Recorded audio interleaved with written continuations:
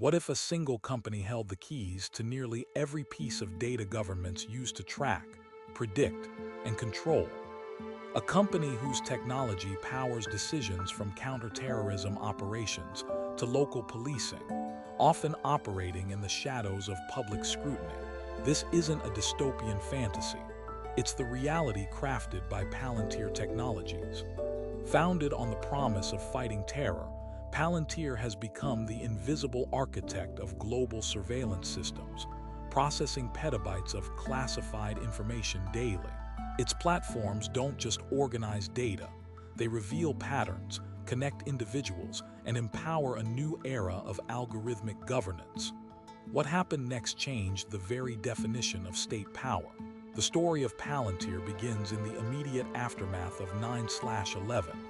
The United States intelligence community faced a stark, painful truth. They possessed vast amounts of data, but it was siloed, disparate, and impossible to connect in a meaningful way. This systemic failure provided fertile ground for Peter Thiel, co-founder of PayPal, and his team, including Alex Karp, to imagine a new kind of software. In 2004, Palantir Technologies was founded, initially backed by the CIA's venture capital arm, In-Q-Tel, with an initial investment of $2 million. Their ambitious goal: to develop tools that could sift through colossal datasets, from phone records and financial transactions to public records and satellite imagery, to identify terrorist networks. Their first flagship product was Palantir Gotham, designed specifically for the intelligence and defense sectors. It wasn't about building new databases. It was about integrating existing ones, visually mapping relationships, and providing analysts with an intuitive interface to uncover hidden connections. This technology quickly found its way into critical national security operations.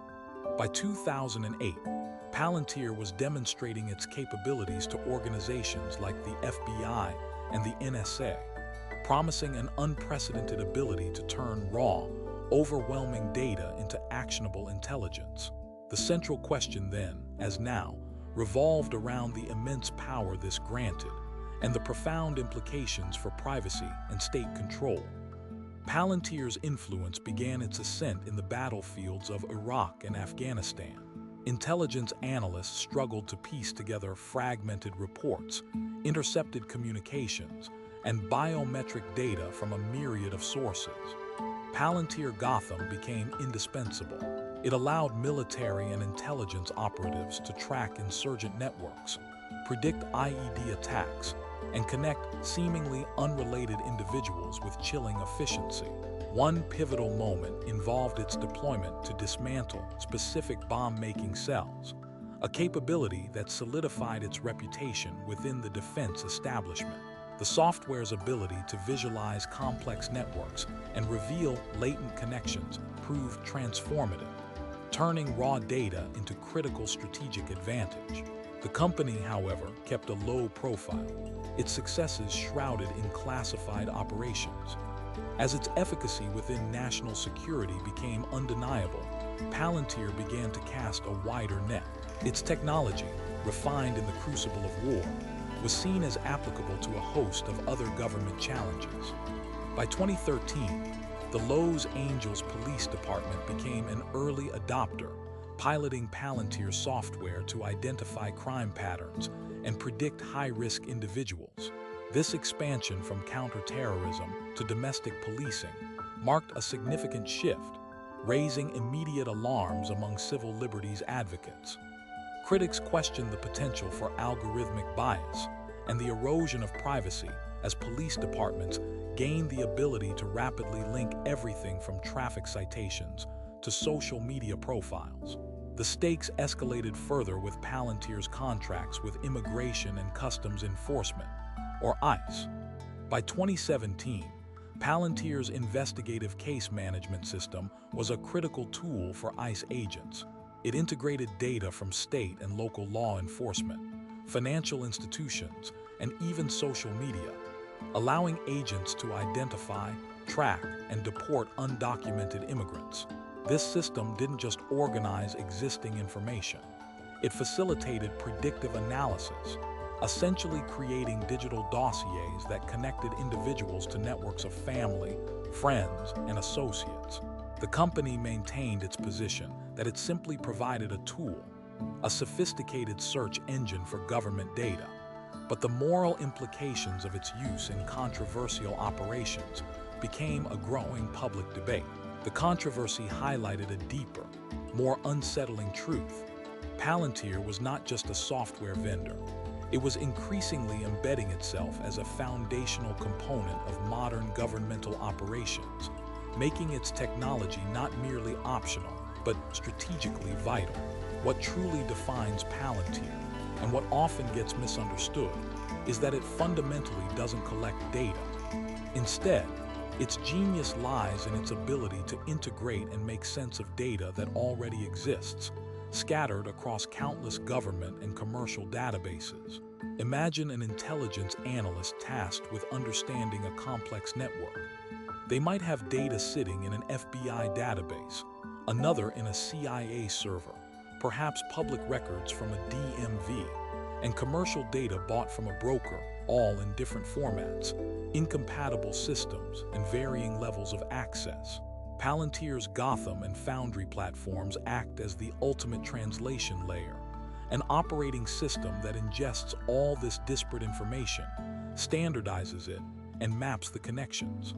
It's not about being a new data silo. It's about being the connective tissue, the omnipresent dashboard that pulls everything together into one coherent, interactive picture. This is its true power, turning a chaotic universe of fragmented information into a single, unified operational view. This capability means that analysts can, with a few clicks, cross-reference an individual's financial transactions with their travel history, their known associates, and their social media footprint, all within seconds. This redefines intelligence gathering. It's no longer about finding the needle in the haystack. It's about making the haystack entirely transparent, revealing every single strand and its relationship to another. Today, Palantir's influence continues to expand, though often behind the veil of national security contracts. In 2020, the company went public, revealing more about its extensive client list, which includes numerous federal agencies, defense contractors, and even critical infrastructure operators. Its Foundry platform has found applications beyond traditional intelligence, now assisting vaccine distribution efforts, optimizing supply chains, and aiding financial crime investigations for major corporations. Yet the core controversies persist. Privacy advocates warn that Palantir's systems, while powerful, centralize immense power in the hands of the state and corporations, creating potential for misuse and surveillance overreach.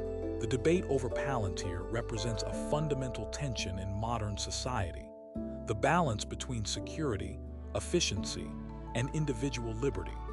Its technology undeniably makes governments and large organizations more effective at understanding and responding to complex threats.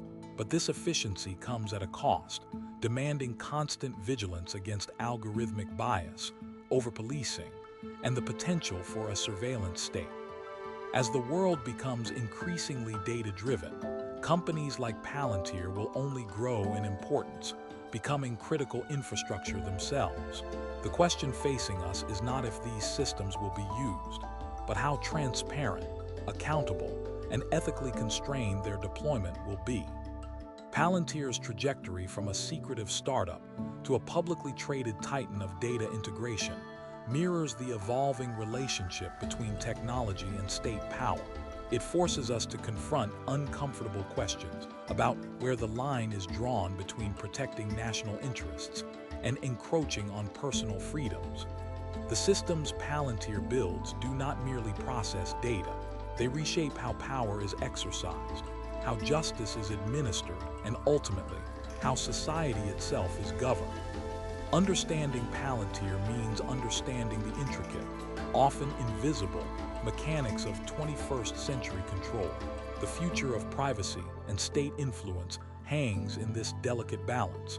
constantly renegotiated by the silent power of algorithms.